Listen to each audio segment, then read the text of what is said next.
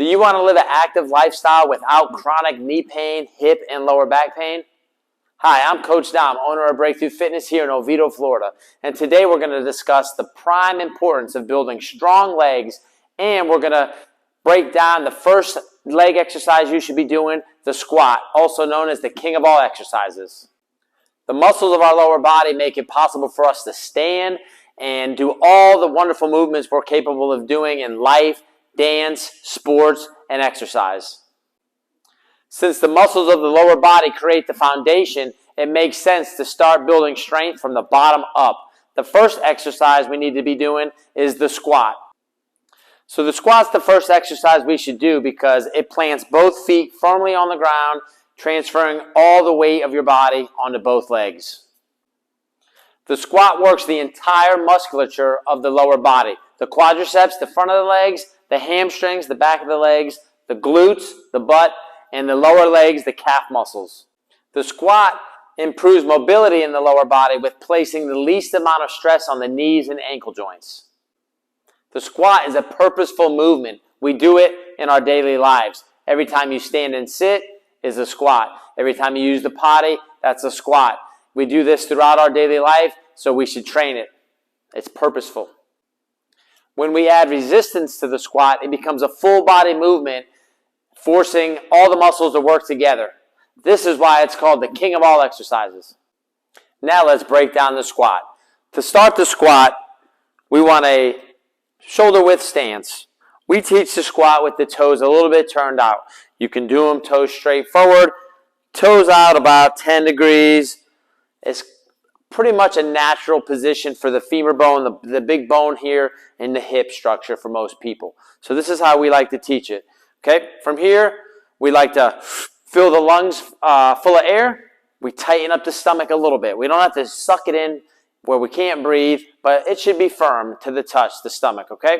From there, we like to teach it here for people at the beginning, so arms out. That kind of when you sit back into the squat, this acts like a counterbalance. So we're going to start here, lungs full of air, stomach tight. Here, the movement starts in the hips. So we push the hips back a little bit. The pelvis kind of tilts back a little bit. So we don't have to stick the butt way back. Just a little bit of a tilt.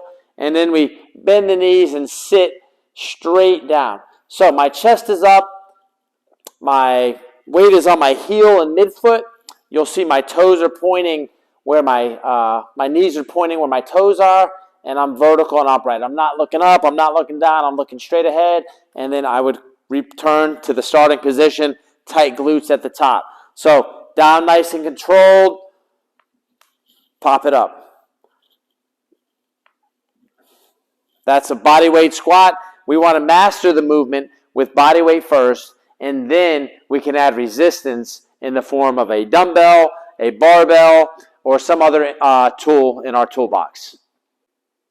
Once you master that body weight squat, we're going to add resistance. The first progression we like to take is what we call a goblet squat. So we'll hold the dumbbell in a position like this. So we have the hands right outside the dumbbell. We keep our elbows into our ribs. Toes are where we want them. Chest up, lungs full of air, stomach slightly tight. And we're going to push those hips back and sink down into the squat. I'm about 90 degrees if you look at my legs, maybe even a bit lower. And we pop back up. Tight.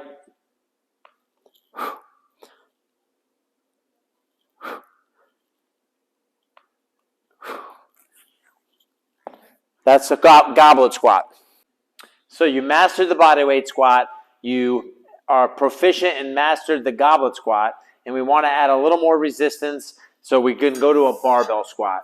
So on the barbell, we want to make sure we're centered on the barbell when we unrack it. The barbell is going to sit right on the back of the shoulders in the middle of the trap muscle, the back muscle right here. So I'm going to get my hands here in a position. I'm going to center myself on the bar. So you'll see my chest is up.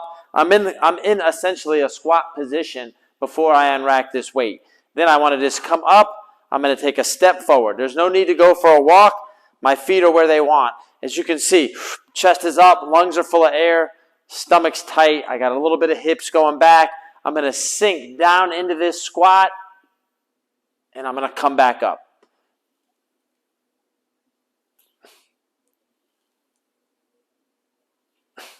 That's a barbell back squat.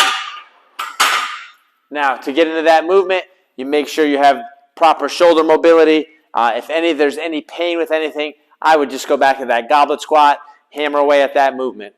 That's your barbell back squat.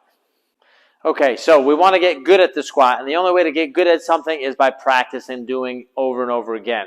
So what I would recommend is learning the movement, get in your position, and go ahead and maybe do sets of 10. So you might do 10 times on your squat. Once you get to number 10, maybe rest a minute, and then you'll repeat for another 10. Do anywhere between 30 to 50 squats a day. Now, let's say you don't have the strength to just sit down like that into that squat. That's okay. How I would recommend doing that then is getting in front of a bench or a chair that puts you at pretty much a 90-degree angle or close to that 90-degree angle with the leg. So you would be here, and I would have you sit to the bench. If you need to rock up, that's fine. Go ahead and sit and rock, okay? Keep your posture tight, stomach tight, chest up, and go.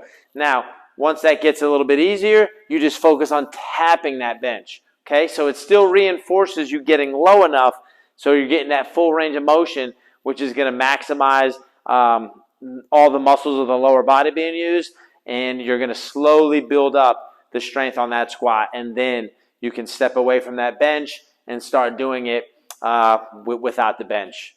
That's how I would progress that movement. Just keep practicing and practicing, and you're going to get great at that squat. Now you know the proper way to do a squat.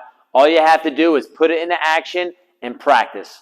I also want you to go ahead and click on the link below, download a copy of our Ultimate Guide to Strength Training After the Age of 50, and gain more information and knowledge on how to build a particular strength program that's right for you. I'm Coach Dom. Keep moving.